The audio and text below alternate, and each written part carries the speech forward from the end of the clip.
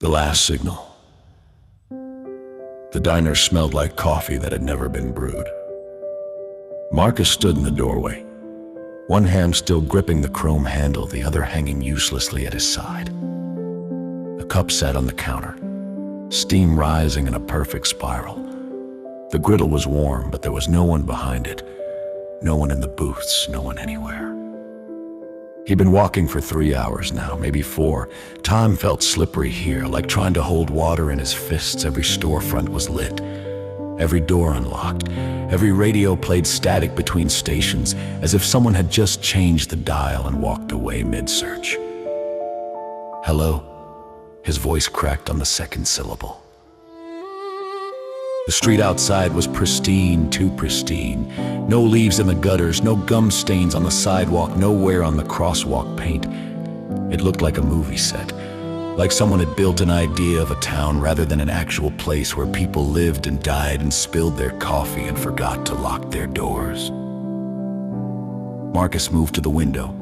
His reflection stared back, hollow-eyed and pale. Behind him, the diner stretched into impossible depth, the booths repeating in the glass like a hall of mirrors. He blinked, the illusion held. Something was wrong with the sky. It had taken him this long to notice, but now he couldn't unsee it. The blue was too uniform, too flat, no clouds, no contrails, no birds, just an expanse of color that looked painted on, like a child's drawing of what sky should be. He pressed his palm against the window.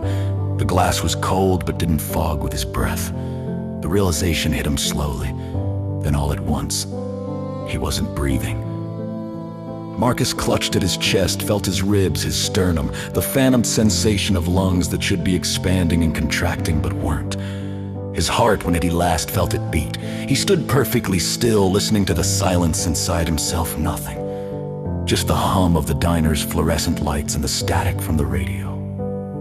No, he whispered. No, no, no. He ran out the door, down the street, past the barber shop with its spinning pole and the pharmacy with its bright cross and the bank with its marble steps, all empty, all waiting, all wrong. The town square opened before him.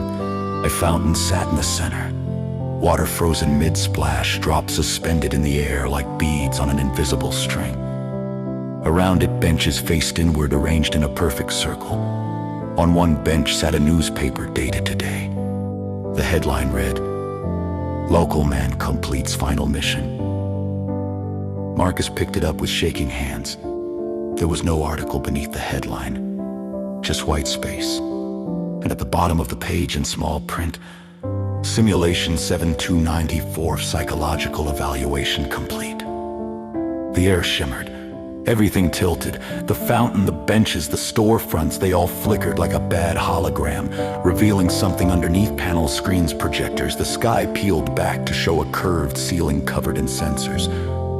The ground beneath his feet turned translucent, and through it he could see cables, machinery, and far below, a tiny pod the size of a coffin. Inside the pod was his body, thin, unconscious, covered in monitoring equipment. Subject has achieved awareness. A voice said, clinical and distant, ending simulation. Marcus wanted to scream, but he had no lungs to fill. He was data. He was code. He was a ghost haunting a digital approximation of the life he'd left behind when he'd volunteered for the deep space mission.